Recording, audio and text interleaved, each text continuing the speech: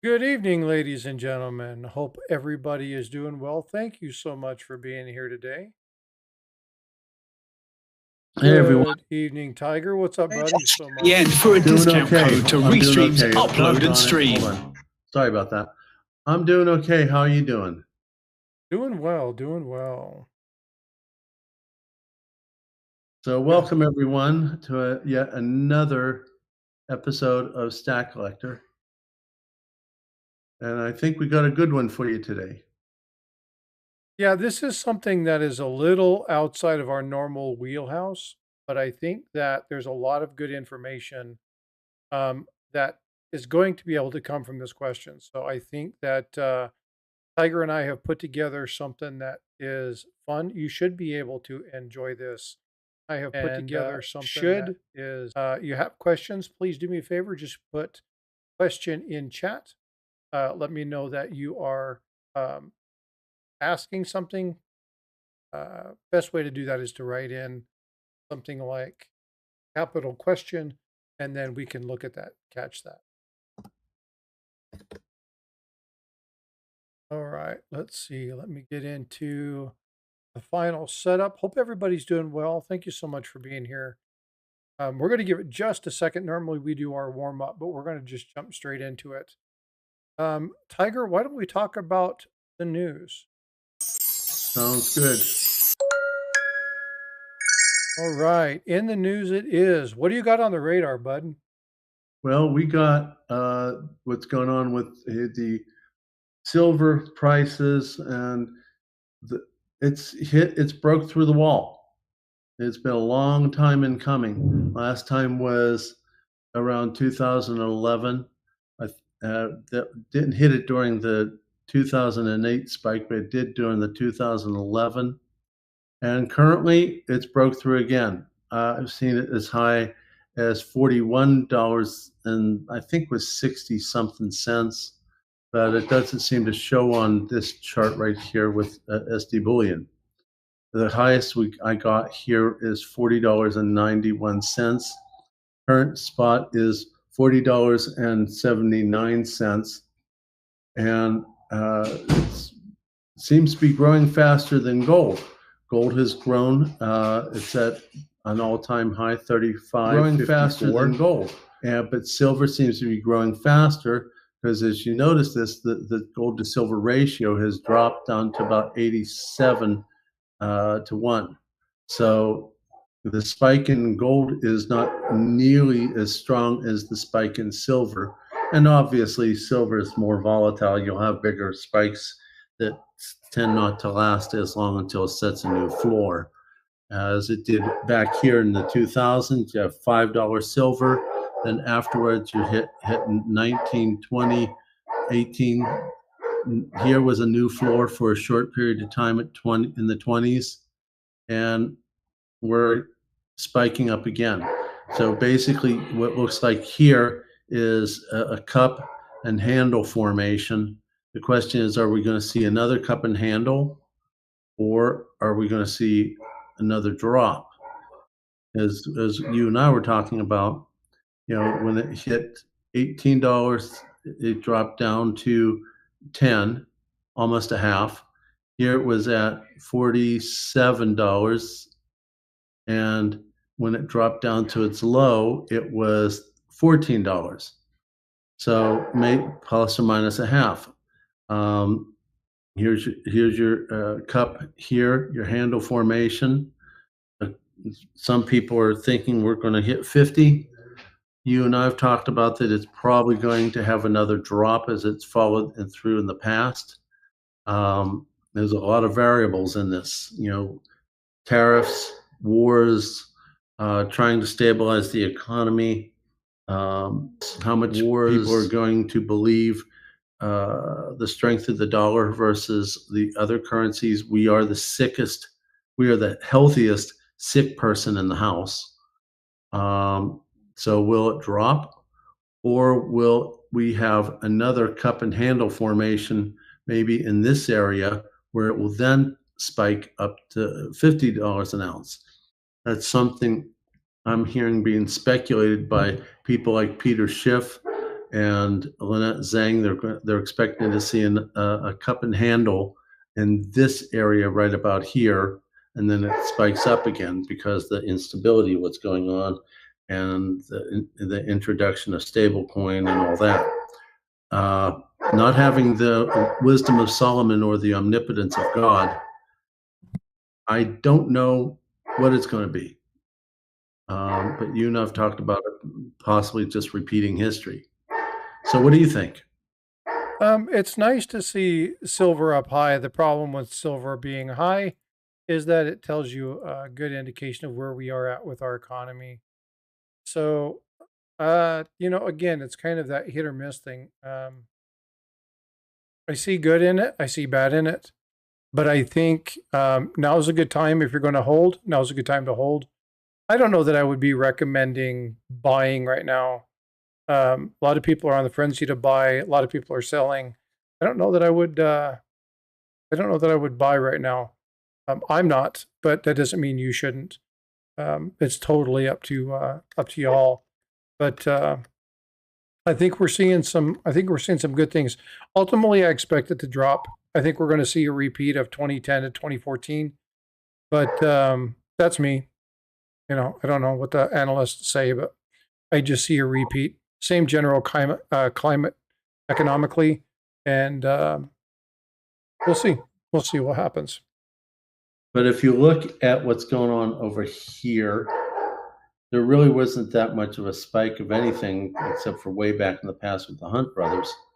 It was still, it was pretty stable, $4, $5, $6, nothing spectacular. And then when the economy started getting worse between 2005 and 2008 with the real estate market bubble, it just, it's never been coming back. So my, I don't, and I think Lynette's right. I think our economy is so bad that they have to burn off the debt and create a new system. So when you get a new system, you get a lot more instability. So are we in something different? Maybe yes, maybe no. Yeah, but again, if you can draw 2 points on 2 lines on any point in that graph and get a graph to tell you exactly what you want somebody to hear. So what you really want to do is run a parabolic curve from that lengthy period all the way to the peak. Those points that deviate from that dramatically are their outliers. 2008 outlier, 2011 outlier, 2019, 2020 COVID. We know exactly what was happening with that. Again, outlier. You look at that general parabolic curve, we're too high, and it's going to go up a little bit more, but we're eventually going to fall back down. And so you've got to watch those outliers. A lot of people are like, "Oh my God, we're going to do this," and watch what happens. Well, we did that because of a very specific situation within our economic terms, and so it's really easy to go, "Oh my God, no! Look what happened." Well, yeah, but we're not in the same environment. The climate's different. Political climate's different. We have somebody in there who's pulling teeth, kicking names, kicking asses, taking names, whatever you want to say it, and it's one of those things where he's shaking stuff up. We don't know what's going to happen with this hyperinflation. We don't know what's going to happen with these tariffs. What are they going to do? Are they going to help us? Are they going to hurt us? You and I have talked a lot about the potential for this becoming a very, very good thing if they don't get overly greedy. Looking at ways of cutting the budget by 600 billion is a massive number. However, we're still trillions and trillions and trillions of dollars in debt. That's 600 billion. Sounds like a ton of money, but it's chump change in the whole realm of things. Yeah, True. we're saving the money, but where's that money getting shifted to? So there's a whole lot of questions that are not included in this chart, and we have to make sure that we keep those in mind to alleviate that overabundance of opinion that we tend to get in the streams. So be a little bit more cautious. Use that parabolic curve, kind of get that feeling for how it rises. And if you get above that, it's usually moving into outlier status. We can get into the thing that most people hate. Hey, good evening, Al. How are you?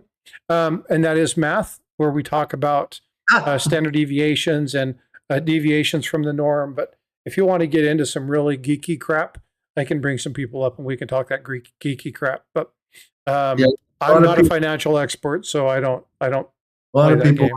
like the higher math. I get lots of unhappy math questions whenever I do a specific gravity video. And I just did one on how to figure out how much money you have and how much ounces you have using a website that's in my last video. And I had a couple people say, "I thought this was going to be one of your really bad videos because you brought up the word math." And I showed a website that did the math for them, so they calmed down. So we start talking all the prob and stats that you're talking about with your experts. Um, I think we're going to have to buy people a whole bunch of Starbucks to get through it.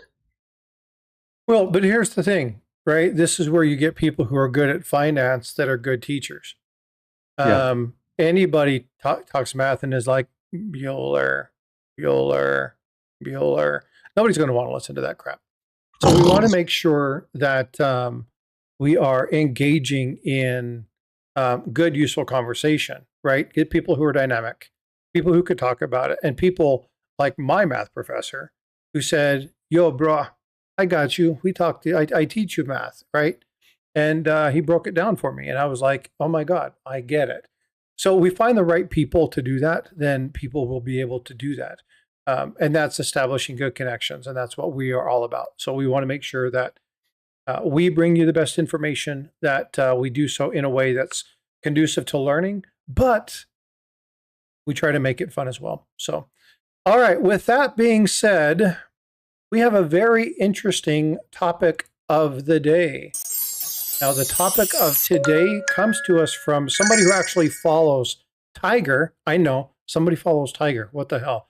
Um, Keep it up, buddy. Keep it up. so, Tiger, why don't you explain to them a little bit about the email that you received from one of the nurse stacking people that follow you? Okay. This was a nurse that I worked with in the last hospital, not my current hospital. She is a very smart lady. And normally, as an ER doctor, you're not included in the inner circle. The nurses who are who are from the area typically won't include you in their inner circle. Once in a blue moon, I've had that happen. This nurse and her buddy included me as a friend in their inner circle. And this nurse, in particularly, was the first of many nurses that saved my life about a year ago when I had sepsis. I didn't remember much, but I do remember periodically waking up and seeing her scared and worried.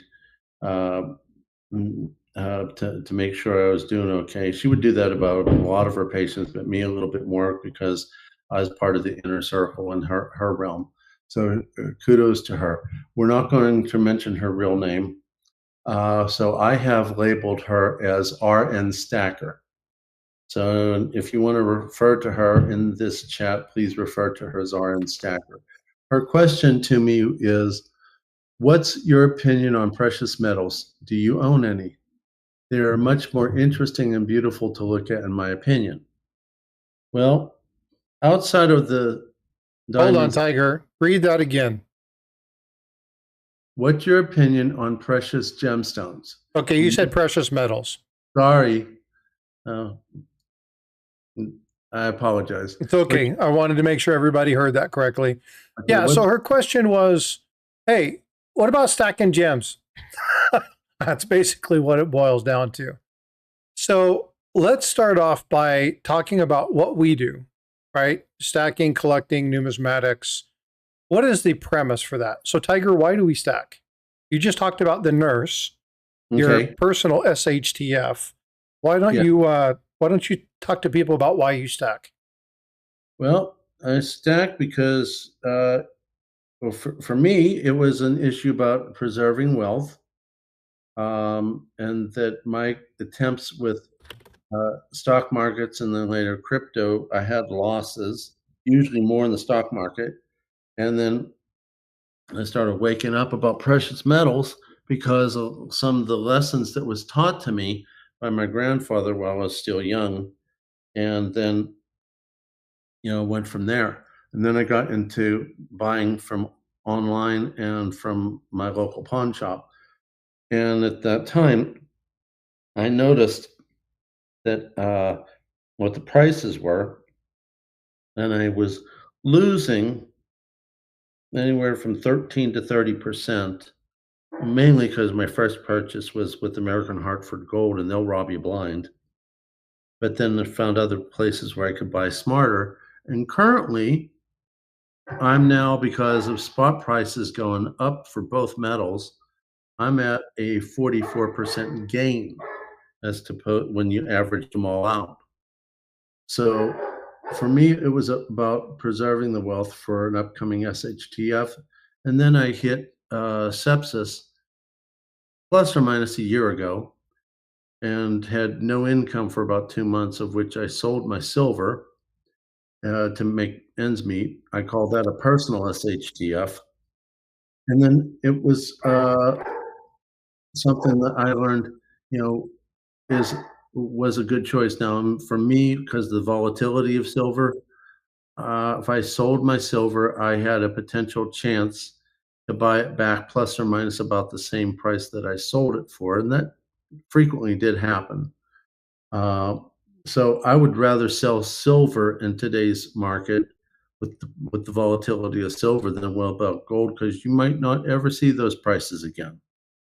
So that's how I got into precious metals about 4 years ago, and now I've seen the advantage of it with what I've lived through. So that would be why I got into precious metals. Never was much into gemstones. Didn't think much about them. Uh, it just I understood the entrance and the exit strategies for metals.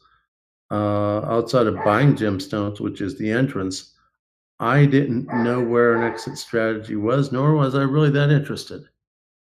So that's when you and I talked about, and you told me that you were into gemstones, of which everyone can see on the screen that you are. And at this point, I think I'm going to let you take over. So yeah, I definitely enjoy gemstones, and this is something that I collected many, many years ago. Pretty much when I found out that a good friend of mine actually owned a jewelry business. 9 for 9 just gifted 5 memberships. The the Winston Double Outstanding, Tom Brudos, Ant Marching, Lisa Anderson, and Charles Latre.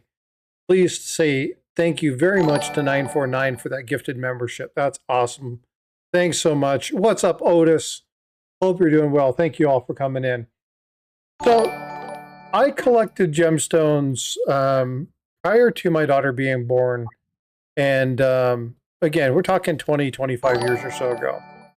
And when I first got into collecting gemstones, it was kind of like stacking for me because I was able to get some items that I wanted to and spend some money knowing that that money would be held in something that I could eventually sell it back for. And I got away from that strategy for a number of years. And you can see I have a number of gemstones here. This isn't everything that I have, it's just an example. And I have the silver bar there. It's a 5-ounce silver bar to give you kind of a scope and a size relation to how big they are. There's everything from an eighth of a carat all the way up to, I think it's 4.5 carats, depending upon the stone and the makeup. So, can you utilize gemstones as part of your investment or hedging? Absolutely. You absolutely can. And there's a couple of things that you have to look at. Gemstones are a tangible asset class, and they're something that you can use to diversify your portfolio. And so, if that's what your goal is, absolutely you can utilize gemstones. So, let's talk a little bit about that. So, I pulled up some numbers. So, again, I'm not a gemologist. Some of these numbers may be off. It's the best that I can give you. The general market for gemstones from 2000 to 2024 was an increase between 28.7 billion and 42.5 billion. Now they're projecting the same rate of growth, about 3.6 to as high as 6%.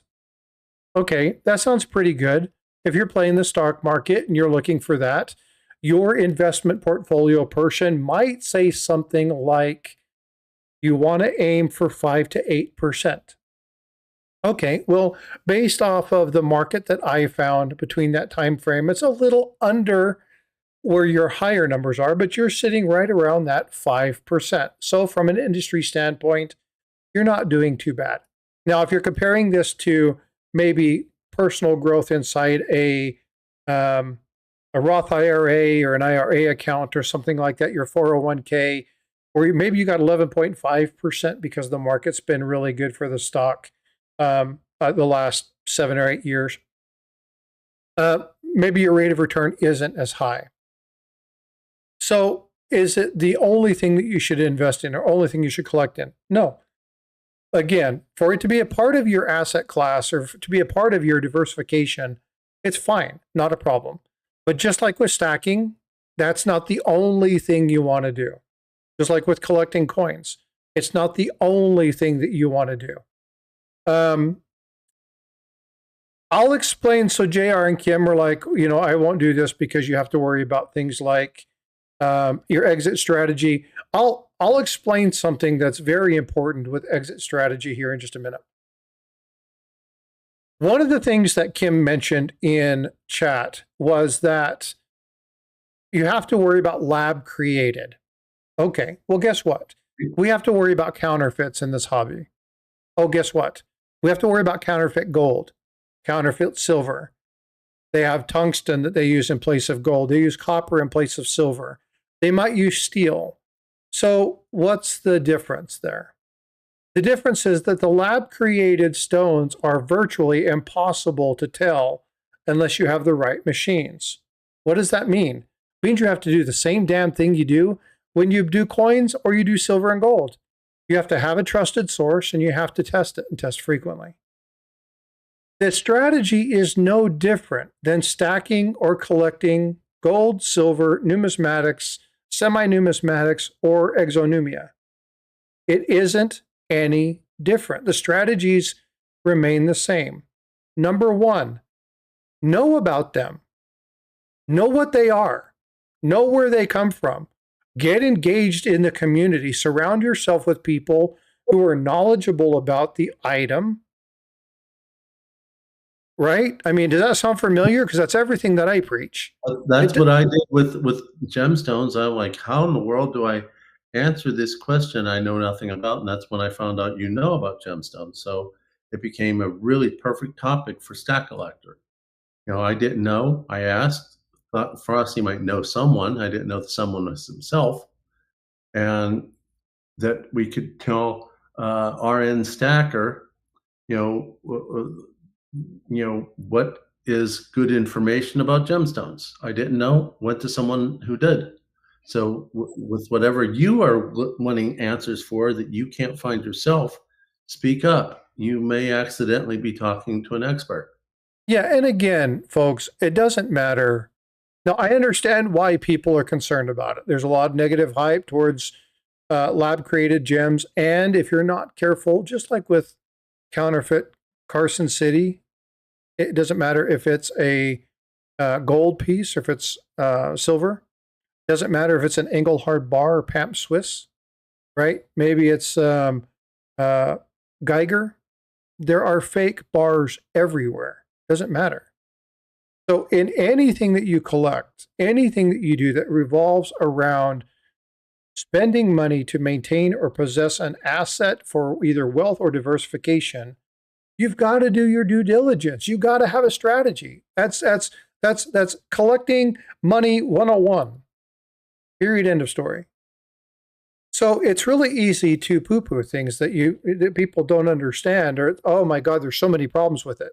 Well, guess what? That's how a lot of people look at counterfeit coins and numismatics. Why in the hell would you want to stack something? We had Coach Magic come in and ask the question one day, Why in the hell would people want to collect and be in a hobby where there's so much fake stuff out there? And it's like, because there's some really cool stuff out there too. And so when you get engaged in whatever hobby it is, doesn't matter what it is, make sure that you have a good strategy. Make sure you're looking at the right investment people. In the case of gemology, the one thing you're going to want to do is you're going to want to make sure you have a place to store them, secure them. Why? Because they are one of the most concentrated portable wealth offerings ever. I'll give you an example. This little itty bitty thing right here is over 2,500 bucks. That thing, that right there. Why is that? Anybody want to take a guess on what kind of stone this is? I'll give you Uh, a clue. it's rare and sought after. It changes color too in natural light against the bottom one. It's one of the few natural change colors. Okay. Very Mhm. expensive. And how much does this weigh? This is a third of a carat. 2 grand, third of a carat. Okay. It does start with an A. Neil's a smart cookie. Yeah, and that's exactly why. Right. And so when you look at it, you go, well, that's nothing major, but there's massive value in some of those things. How about this one? This is a really cool stone. This is courtesies of my grandfather. It's actually a matched pair, one of the few things that I got from him years and years and years ago. In the last 25 years, those have been up about 3,000, 4,000%. Those are Podparasha sapphires. And in this deep orange color, they're very, very collectible. When he bought them to the time that I got them now, they've probably gone up, 15,000%. Grade, Yeah. grade 8 says andrite. Alexandrite. Yeah, that's exactly right. That's what Neil was saying. Does it start with an A? Yeah, Alexandrite. It's an amazing stone. Color change. And it's one of those things where it doesn't look like much, but they're very, very, very collectible. They're very sought after. Now, this is way smaller than a third of an ounce of gold and actually carries more significant melt, right? So where did I find the tray with the holder? Oh, you can actually go to any gem shop and you can order gem holders and they will come in 5, 20, 50, 100, whatever. But yeah, Alexandrite's amazing. And so the people who understand that, Neil's like, I have 12. I thought he said 12 carat. I was like, holy smokes. But yeah, you can find these things all over the place. Right now, I want to go back to something that Kim said. Now there is a stone up here, and you can see it. Can you see it?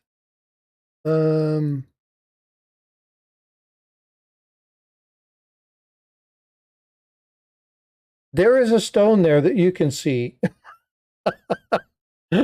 Pay attention. Pay attention. There's only 2 stones that came into the screen.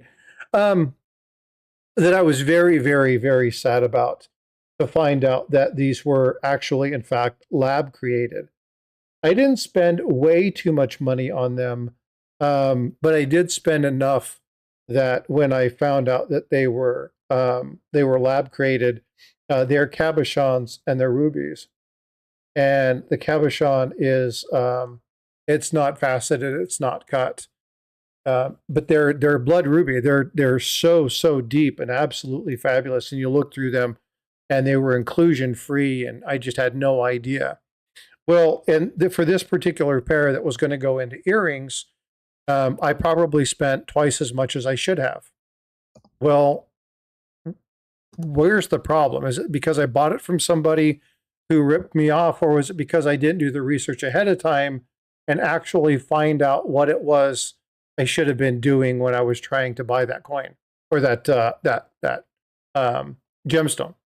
It's on me. Buyer beware, right? I didn't do the research. I didn't ask the right questions. I didn't ask to see it in one of the machines that they have now.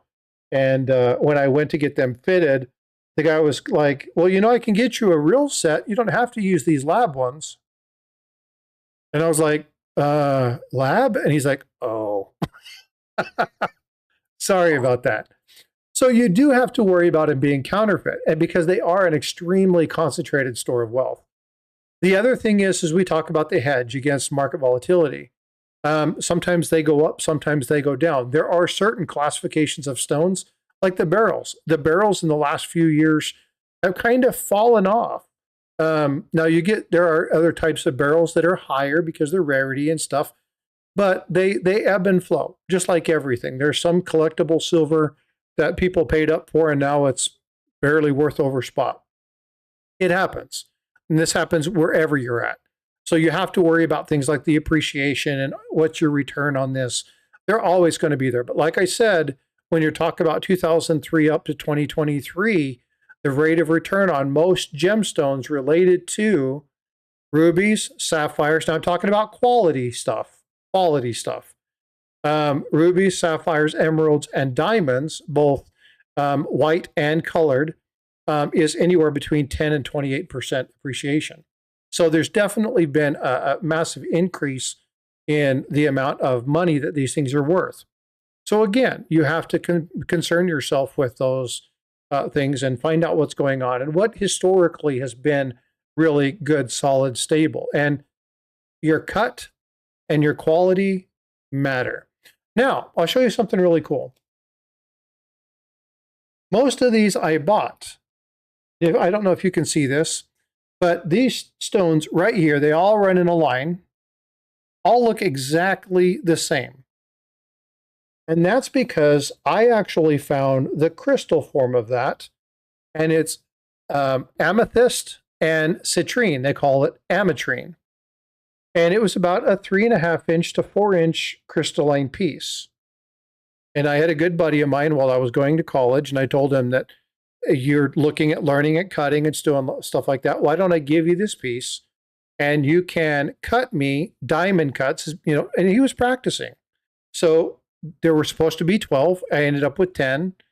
And so they turned out really nice. But one thing that's really cool about these particular items is that as you put them side by side, you can actually see the vein in it kind of shift to one side.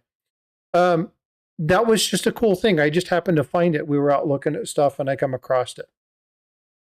Citrine, did I say something else? Yeah, I have citrine up there too. That's my citrine right there. But so yeah, but I do like them, and there's a lot of good things that you can do when it comes to having gemstones. Now there are some issues that you have to do. Okay, something called opacity or liquidity risk. If you're not engaged in that hobby, if you're not engaged in the communities, you're not talking to gemologists, you're not talking about certification, you don't understand the difference between the grades and inclusions and he's talking about all the stuff that I have on my screen. I got you. He's naming all the various gemstones that I have up there.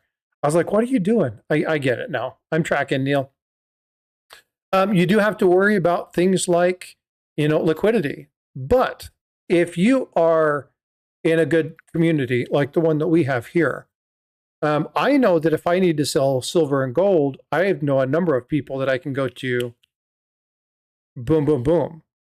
I also know that if I have numismatics that I need to off or get rid of, or if I'm looking to buy, I know exactly who I'm going to go to identify and check prices and then eventually buy or sell to somebody. Because I'm in the community. I've engaged myself in that community. I've worked on my strategy. Part of that strategy is the exit strategy. So you have to make sure you have that. In this particular case, a buddy of mine who owned Williams Jewelers in Utah years ago, resold the shop, left, took off, went to California, still engaged, knows tons and tons and tons of gemologists. And I told him, I said, hey, I'm going to be doing a little thing on this. We had a question. How hard is it to off the gemstones that I have? And he has a good idea of what I have over the years. And he says, I could turn them around for you in about 6 days. So if you have the connections and you can work with people to learn those things, you can find that. Now, would that 6 days be a little bit tougher in an SHTF situation? Yes, but you know what? He's the guy that's going to be able to get it for you, or he knows the people who'll be able to do that. So important to make sure you understand your liquidity risks. Make sure you have a very open environment. You know who's where and what, who's doing what, and etc. Let's shift to the other area of concern that was there, right? Lab, fraud, misrepresentation, misinformation, disinformation. Oh my God, folks, have you guys watched my channel at all? Right? We talk about counterfeits and misinformation, disinformation all the time. Go back and look at any of my shorts. It doesn't matter what you're in, buying a car, buying a house, buying a property, going to see a doctor, going to a hospital, telling that you're going to be doing something, looking for insurance. There's going to be mis or disinformation everywhere. You have to look past the crap, dig in and find the crux of it. So you're going to find that wherever. It's no different than any other hobby you're going to get into or anything else you're going to spend your money on. Buyer beware. Make sure you understand the moral, the ethical concerns of that. Make sure you understand what's real. Make sure you understand what's not. Be educated about it. And if you're not, find people in the community way smarter than me to teach you about gemology, to teach you about tracking and doing stuff like this. I have had people in my life who've given me this, but I don't buy very often anymore because this is no longer my focus. This is a store of wealth. And yes, I can upgrade a couple pieces here and there. Or if I have a friend who's getting married and they say, hey, you know, there's this orange citrine that I want, and trying to find, man, I can't find that thing for under $6,000. Well, it's like, hey, well, if you go a little bit smaller, I have an orange citrine, I'll sell it to you for $3,000. I paid $1,800 for it. Got it. Done. Right. But yeah, Neil is exactly right. You got to worry about heat treated, chemical treated. This is what's so dangerous about those coins. Those coins, God almighty. Gemstones. This is tanzanite. This is non-heat treated. You can tell because it's not purple. It doesn't, and the purple usually is real deep purple, almost amethyst color, almost this kind of color. Okay, it's almost purplish. It's not that really deep royal blue that you want. I've bought tanzanite that was heat treated, and I was very, very upset when I found out that it was heat treated. So you have to do your research, and you have to make sure you understand what it is that you look at. Yeah, and I've got some really nice, pretty colors, deep, good looking amethyst. My high grade amethyst, like deep, deep, deep color purple. And then I have everything from onyx. This is a really cool one. Neil, you're going to have to help me with the name of this. I can never remember the name of this thing. It is electric green. And the thing is, it doesn't show up on any camera ever. It just looks black. Man, when you look at this, it's so freaking green. And I can't remember the name of it. I'll have to remember. So yeah, there's a lot of amazing things that you can find here. Let's get back to the discussion though. So how do you set yourself up for success? So this is something, it's not amethyst. It's like it's called, I think it's a green beryl, but it's not emerald. It's not oh my God, what's it called? I can't remember the name of it. Yeah, it's no, I don't think it's tourmaline. I'll find it. Anyway, it's absolutely phenomenal. That's an expensive stone too. You know what you need to do with that stack there, the gemstone stack? You need a label maker. Put it on the sides or on the back so you don't forget.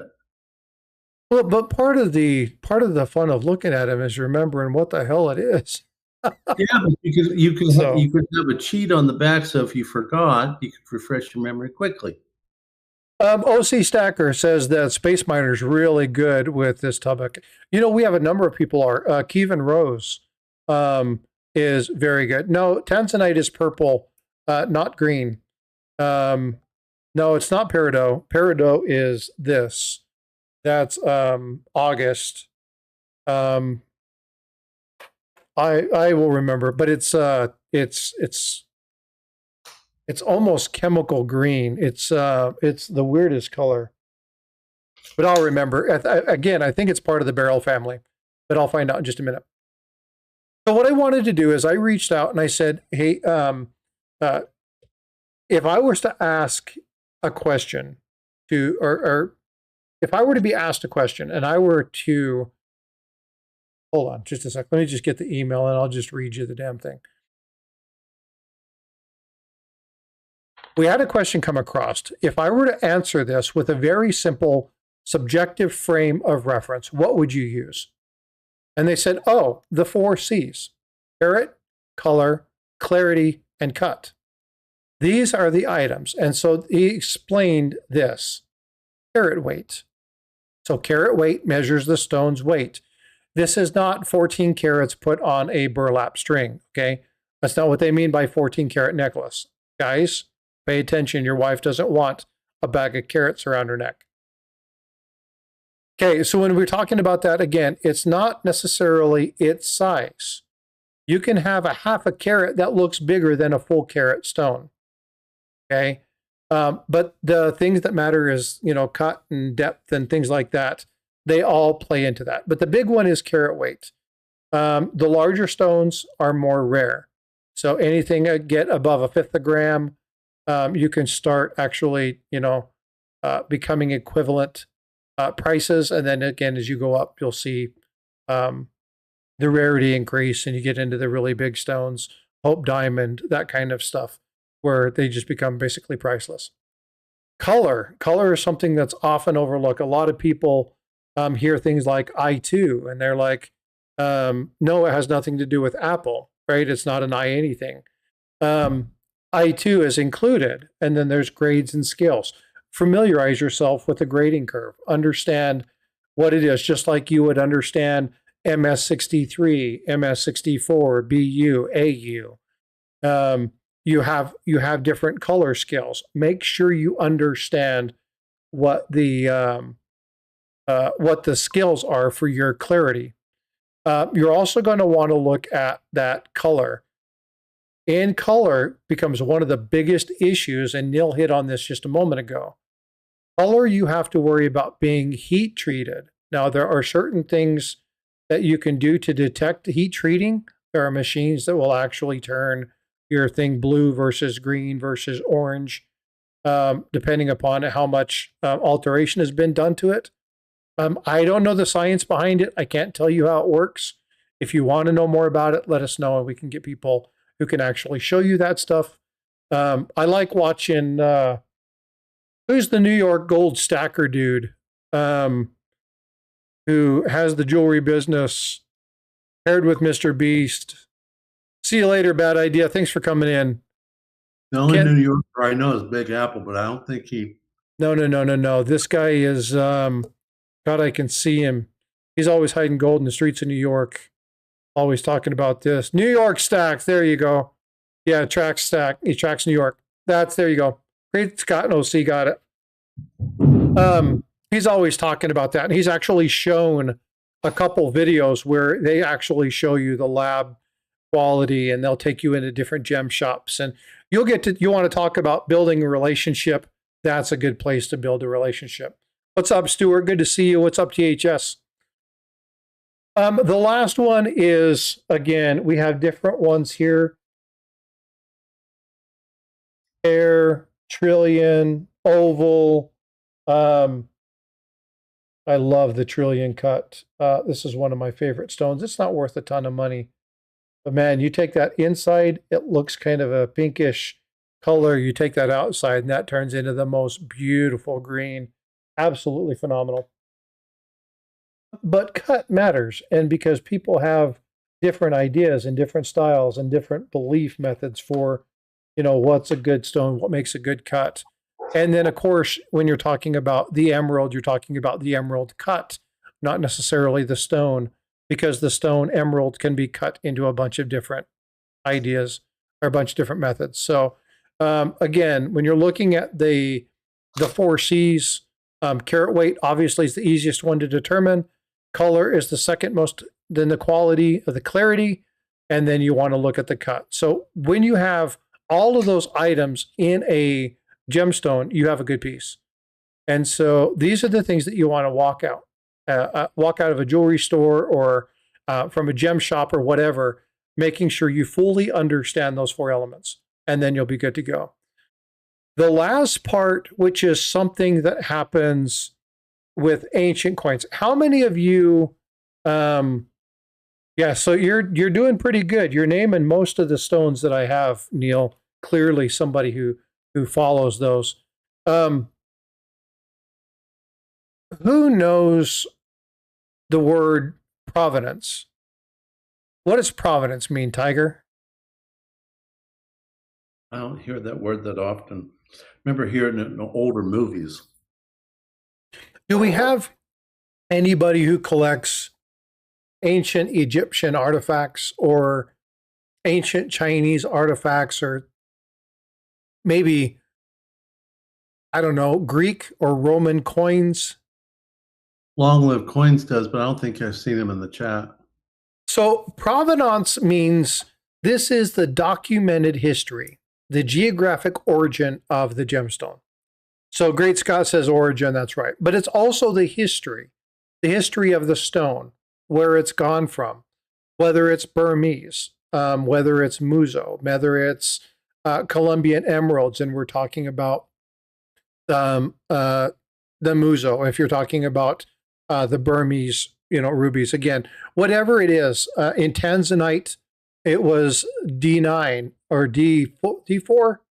I think it was D4, which was the great big vault, the final place that ran out. That's where all the really, really beautiful Tanzanites were coming from, was that D block, right? Now I think they're mining C and B, and the farther you get away from that geological activity, the lighter the color stones are. So they just don't have the same volume. But what's important to that is knowing the provenance. And if you have a piece that has provenance, whether it's a fine art piece, whether it's a brooch or jewelry or something like that, it's always better to keep it with that piece, because the history of that is extremely important. Now, Tiger and I were talking about jewelry and what happens inside of a pawn shop or something like that. And he was like, well, I just see him pop the stones out and throw them in a little bin. Well, why would they do that? Well, because they're hoping that those stones are real. They're going to take them, they're going to get them tested, and you might have bought something for $100 that's worth a few thousand. So they pop those out to safeguard them, not to throw them away. And so there are reasons why people will do that. And again, if you take that stuff in, you don't know those four C's, you could be throwing a ton of money away. So you just make sure. That's going to also help you not be fooled by things like costume jewelry and stuff like that. The last thing, the most frustrating of them all, are things that are treated. And again, heat treated is one of those things where, unfortunately, if the color is too good to be true and you're not paying tens of thousands of dollars, it's probably either lab created or heat treated. You can buy some beautiful pieces with the lab and heat treated stuff, but it's just not desirable. So make sure you're tracking those things. Make sure you're asking those questions. And above all else, don't take the advice from me. Get engaged in the community that's doing it. If you want me to help, I can find some people. I've already pulled up a couple places that are reputable. If you guys want to know more about that, we can do so. We have a number of people in the chat that are knowledgeable. Neil Hahn, Space Miner. We have Kevin Rose, who's extremely knowledgeable with this stuff as well. And there are already people engaged in this aspect in our community. So reach out to them. And as always, if you don't know how to reach out to somebody, reach out to Tiger and myself, and we will pull the information together and we will make sure that we get that to you, because that's an extremely big portion of what it is that we do. We're here to help and safeguard and protect and provide information to the community. That's our mission. So hopefully you guys enjoyed that. If you want to know more, I can show you some comparative analysis against like real estate, gemstones, precious metals, and fine art, about why some are better. Like it's better to collect gemstones than it is fine art. Um, but yeah, there's a lot of information. So if you want to know more, you want to do a little bit deeper dive into this, then we can do so. And hopefully, the person who asked Tiger the question is watching or will watch this video and will be able to make a better informed decision on whether or not you can or, in fact, should stack or collect gemstones. So, Tiger, you back? Yeah, I'm back. I'm back. You hear me? Yep, loud and clear. Are there any questions that we can pull up information? I am in the process right now of trying to figure out what the hell this green stone is called because I can't for the life of me remember. That's why I label everything because I'm afraid of forgetting too. So I would have put some sort of sticker on the back of those or around the sides of those. That's just kind of me for fear of forgetting. I wouldn't know. I mean, gemstones was something I never paid much attention to. The wife wanted it, I bought it. That's all I knew about it. Same thing with osmium. She went, yeah, so I bought it. Um, now, traditional stacking, hey, I'm there for you, buddy. Well, and what's really important is that ask the question. If we don't know, we'll find people who do. It just so happened that when Tiger asked me, I was like, "Oh, do you want to see mine? Look at my collection. I got some fun stuff here." And I made a special trip and I went and picked them up today. And I sat here. And again, so, we were talking about, I got somebody who likes opals. And it's like, well, those aren't very nice. Well, I used to give these away as education. We would go to places where kids were hanging out and they were learning about different things. And I would take, some of these pieces, oops, I just opened that. That was not good. Um, and I would take and talk about the differences in, you know, um, color, and just because they have color doesn't make them valuable. Opals are plenty; they're really neat. But when you're looking at a good opal, you want that. You want that color. You want these. You want them to shine and jump out at you. And I don't have a ton of really nice opal. I have a few, but not a lot of it. Um, and so I just think they're cool. Now, opal, when you get the really high quality stuff, they can get pretty expensive. And so, again, make sure you're doing your due diligence. But I'll tell you what, man, you see some of those fire opals, man, beautiful stuff. But, again, to each their own. You collect what you want to collect. Just make sure it fits within your portfolio and make sure it fits within your strategy. Folks, if I can say anything else to you, if there's one piece that I could give you that would really kind of benefit you, other than don't react, act. That's kind of my number one vote of advice. The other one is if you are not frequently revisiting your plan, you're going to screw it up. What do I mean by screw it up? Doesn't mean that you won't reach it. You might reach your goal, but you might not get to where you could be because you weren't reinvesting yourself. You weren't paying attention to it. You weren't digging into the things that needed to be done. You weren't identifying changes in the market trends that would have helped you maybe identify when to buy or when to get rid of something.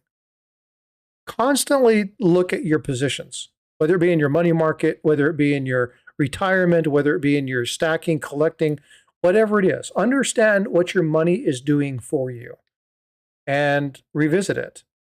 But remember, it's almost always the best position to go for long term. Almost always. It's okay to flip, but it's almost always best to go long term. Makes sense.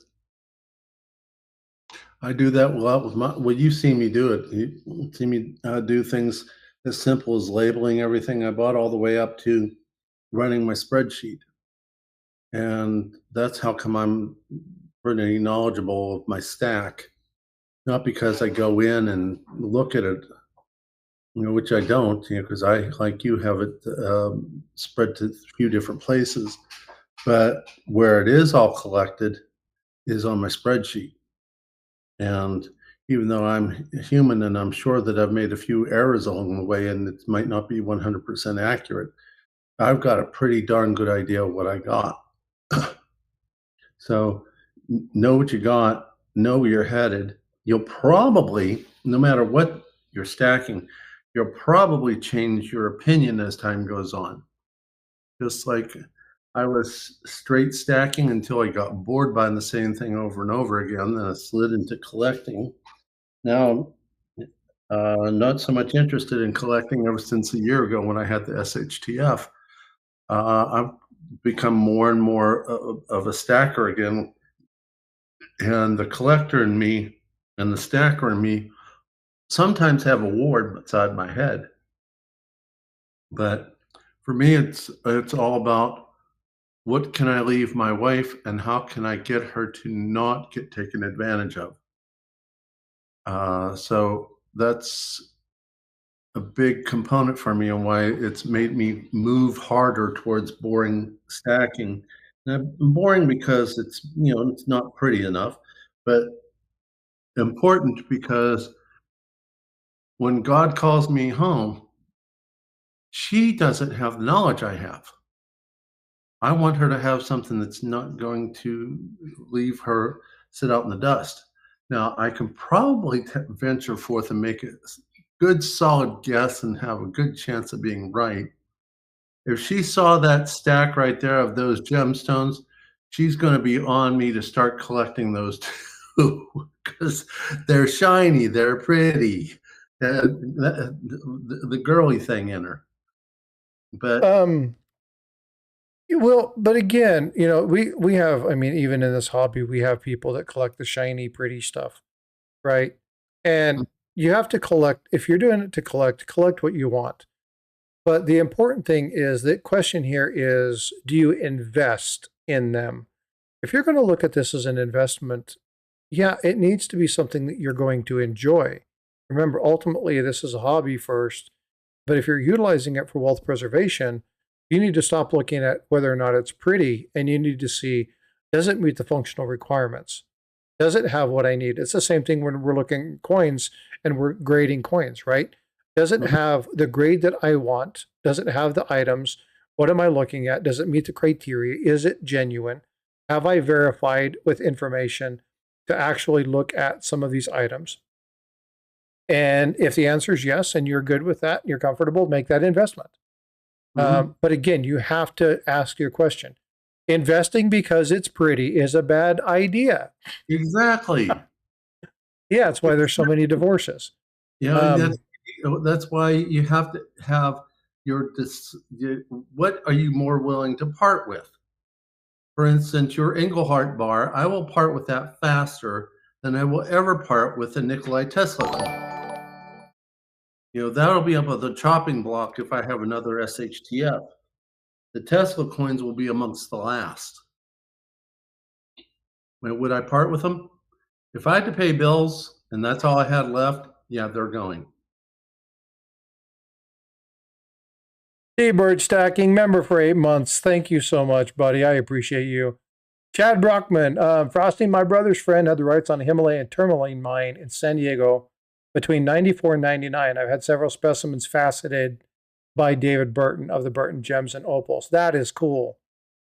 Yeah, see, and again, I got in because I just happened to know somebody who owned a jewelry shop. And so they would teach me and I would, spend $100 and they would give me a smart parcel and we would look at it. We would figure out what was what. And he would, try to help me understand the cuts and what I was looking for. And so again, if you have somebody that can pour into you and nurture you, unfortunately, I don't have the skill set to really dig in. I mean, I can do the research that I do, no problem. But there are other people in the community that are really engaged. And if this is something you want to learn more about, ask us more questions and we can make sure that we include this stuff on a regular scheduling cycle because I'm about different collectibles. Again, we're called Stack Collector, right? Not only are we here to talk about the truth and reality of things, but anything that is stacking worthy and investment. How do you safeguard yourself and protect yourself from situations? That's what we're here for, folks. So we appreciate you being here. Tiger, I've pretty much said all I want to say today. You have anything you want to wrap up on? No, I thought it was a pretty good educational experience. I hope RN Stacker does come to your channel. I sent her an email. And if she does, I hope she gets the information that she was searching for with her question. For me, it's been just straight education. I've been a sponge. I didn't know all this out there. And certainly it's a component that I never thought about. And uh, I have to admit, I'm impressed with the dollar figures you've been throwing out there. It's like, okay, I guess RN Stacker has some validity to what she likes. Plus, this pretty stuff. See you later, Nick. You guys, thank you so much for coming in and hanging out with us. Maybe, Tiger, maybe you and I need to talk. Maybe we can bring people on like Space Miner. Maybe we can bring on Kevin Rose. Maybe we can bring on Neil and we can talk about, have them show some stones, talk about general prices, and kind of break down some areas where people can look for more information if they're interested in that. Would you guys like that? I think I would, and I think I might actually get my wife's attention. In fact, she just walked in the room. I was about to say, was that just her that chuckled in the background? Yeah, that was a. Take a look at what's on here, please. We were about ready to finish the live stream. We're talking about the value of precious stones, gemstones, All right. and you like things that sparkle. Yeah. So we might do another live stream in the future about gemstones. Think you might be willing to stay with me long enough to watch something like that? Yeah, I like the gemstones. Things that sparkle. Yeah, You know. girls love diamonds. No, that's not just all diamonds. I There's know, opals like, and amethyst and I other know, stuff. like some, for example, the rubies can cost even more than diamonds. Well, he has one itty bitty little tiny piece that's probably worth all the other stones in Hey, there. that's personal, man. That's we shouldn't be talking about that live. I'm not talking dirty. You are. Oh, too much fun. Sorry, I couldn't resist. He was talking about Yaitzi. I didn't say. No, he was. Okay. I was talking about that little tiny stone, and he was talking. He made a joke about his Yaitzi. I thought he was talking about his kidney stone. I didn't know he had a kidney stone. You have a kidney stone? Yeah, I've had kidney stones in the past. I don't think that one would make it into this collection, though. That's not a story I want to relive, I'm telling you. It's a tiny mushroom. Yes, exactly, Stuart. All right. Well, hey, folks, I appreciate you all for being here. Tiger, thanks for bringing this to our attention. Thank you for asking the question. I think it was a great topic. And again, if you guys want to know more about this, reach out, comment down below. And if you haven't already, subscribe, and we'll catch you later. All right, folks. Be well, be blessed, and we'll see you later. Thanks.